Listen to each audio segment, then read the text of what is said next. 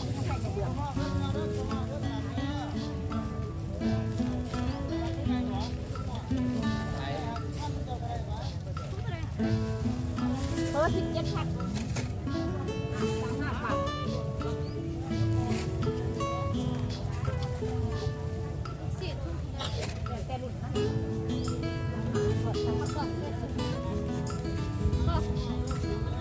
17,00030,000ในมือ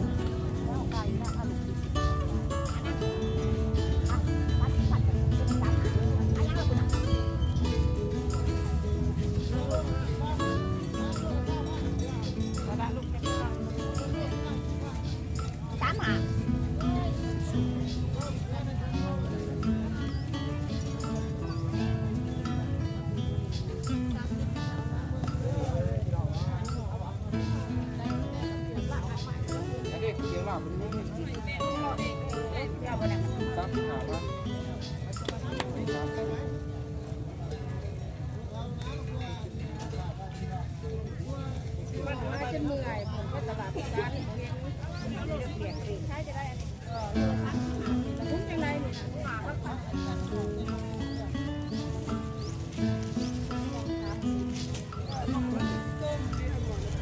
หน้ามูใช้จะได้ร้านหน่วย5,000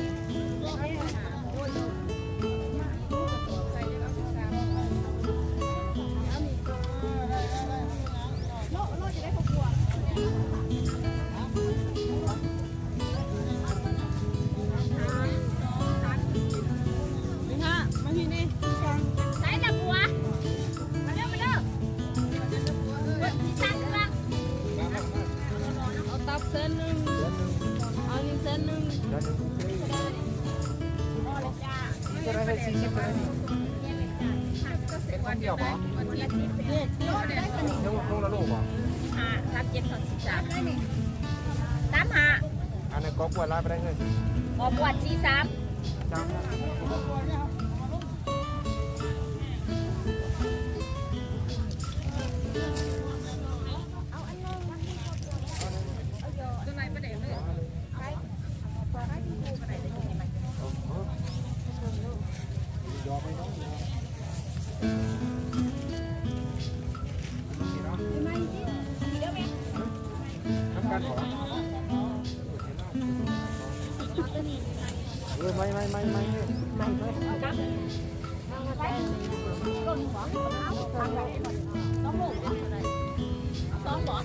เอาเครื่องโล่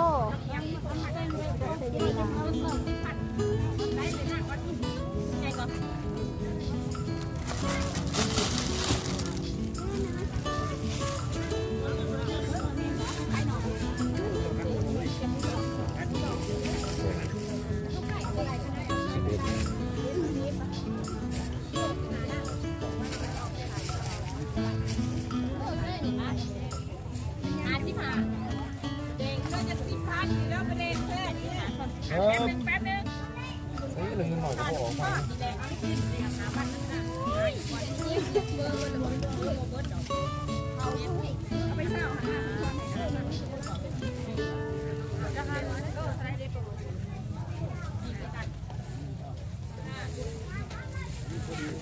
เอาไปเด้งไปค่อยเลยที่ทำได้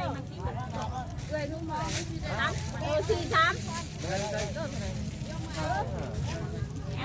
จับได้ไม่ได้พี่น้องจับได้พร้อมกันใจเย็นๆจับเลยอะไรกันเล่งไม่ต้องเล่งเดี๋ยวโอเคเดี๋ยว3 คนเย็บฟังลูกมันยืนไว้จับเครื่องนึงได้กินก็สิบก็10บาทจับใส่ลองมือมา43บวกให้18นั่นแหละแม่นอยู่ค่ะ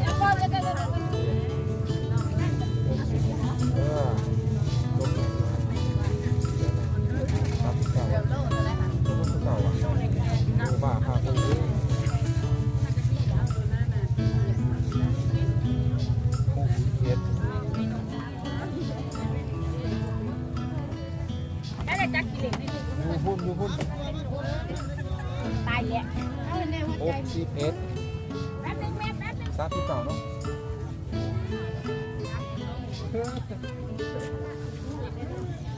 ร้านยังไปหลักนาหลักตามาเลยไปเลยไม่ได้หลักมาทางไหนว่าทางทางโลกได้เลยลาใครละลาใครไม่ได้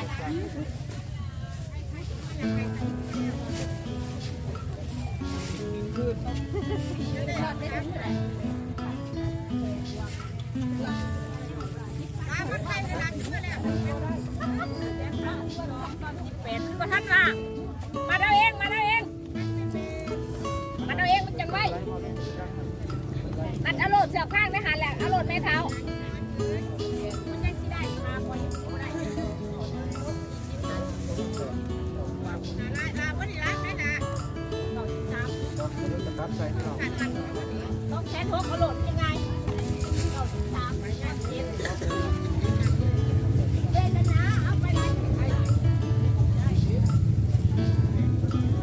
บอสเนี่ยยังเข้าใจดูงานกันแต่ทุกโลเนาะอ่านในห้องเลยอ่านต่อไปดีกว่าน้ำมาเมื่อนั้นแหละบ้านมาเริ่มอีกบ้านนึงโอ้เกมอย่างนี้โอ้นั่งนี่นั่งยังนั่งกันนะเท่านี้โลดเลยแล้วมันยากทำน้อยมันยังยากพี่ประเทศอะไรยาก30 สาวตะกี้นะโลละ10 บาทเนาะยันอันนี้ไม่ได้สนามเขาเบิกเครื่องเดียวเอาไปดูอันนี้ได้โดยแค่หน่อยเสียงจะเป็นเอาไปขายแล้วบริการนี่ละอ้างมาที่รถเสียหายได้จับหนูอะไรอะไรต้องเห็นไหมนะต้องเห็นไหมเดี๋ยวต่อได้บ้างนะ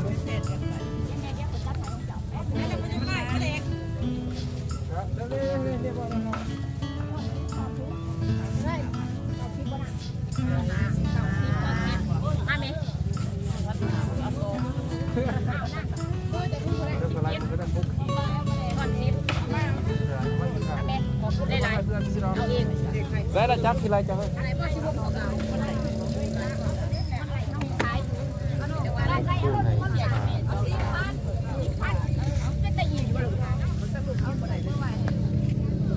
33เลยค่ะเด้อกินละ5,000โลละ50ฝั่ง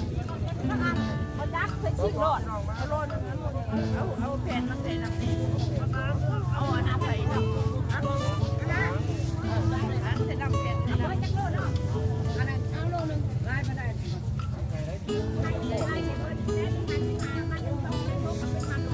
ทอดน้ำแข็ง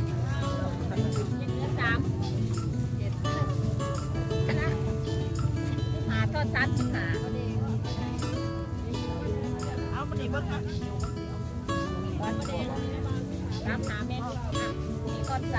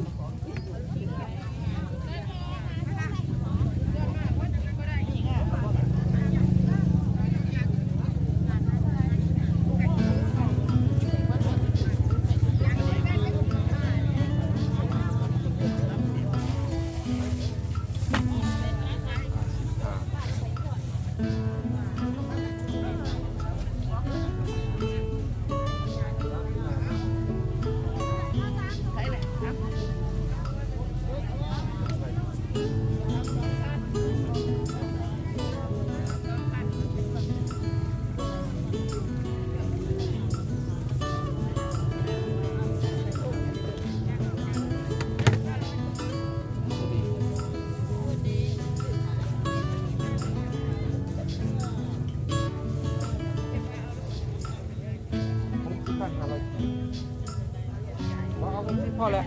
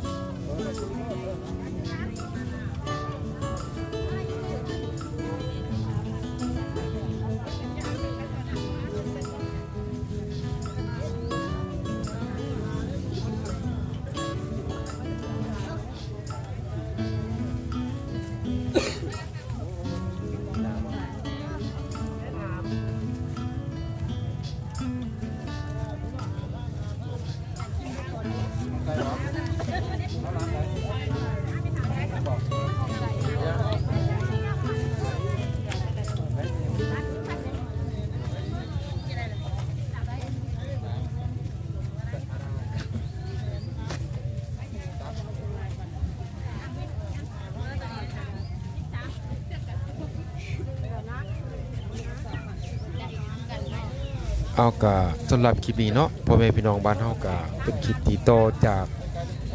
ตลาดนาดูก็ตอนที่แล้วเนาะที่มีชื่อว่าหนาววันสุดท้ายที่ตลาดนาดูเนาะก็ฝากฟังน้ำพ่อแม่พี่น้องบ้านเฮาตื่นเนาะสำหรับคลิปวิดีโอของผู้ค้าเนาะเพราะว่ามันเป็นวันตลาดเนาะผู้ค้าก็ในฐานะที่เป็นพ่อค้าเนาะก็บ่ได้เคลื่อนไหวไปทางใดเนาะฉะนั้นก็เลยตั้งกล้องไว้กับที่เนาะมีแต่เบิ่งพ่อแม่พี่น้องบ้านเฮาเนาะมาจับจ่ายใส่ซอยสื่อสิ่งสื่อของเนาะข้าพเจ้าก็เลยตั้งกล้องเนาะให้พ่อแม่พี่น้องได้เบิ่งเนาะฉะนั้นก็ขั้นได้เบิ่งก็จะลืมเนาะพี่น้องเนาะอย่าลืมเนาะกด Subscribe ให้แน่เนาะแล้วก็กดติดตามนำแน่เนาะเพื่อเป็นกำลังใจให้ผู้ค้าเนาะไปเห็นคลิปวิดีโอต่อไปเพื่อให้พ่อแม่พี่น้องบ้านเฮาได้เบิ่งได้ชมกันเนาะก็ขอขอบอกขอบใจเนาะนำพ่อแม่พี่น้องบ้านเฮาที่คอยติดตามชมคลิปของผู้ค้าเนาะก็โดยเฉพาะก็เป็นพี่น้องทางบันดาลเด้อก็สำหรับคลิปนี้ก็เอาไว้สำหรับก่อนเนาะพ่อแม่พี่น้องเนาะเอาไว้ชมคลิปหน้าเนาะยังมีต่ออีกเนาะเป็น EP 3เนาะก็ขอขอบใจนำหลายๆเนาะสบายดี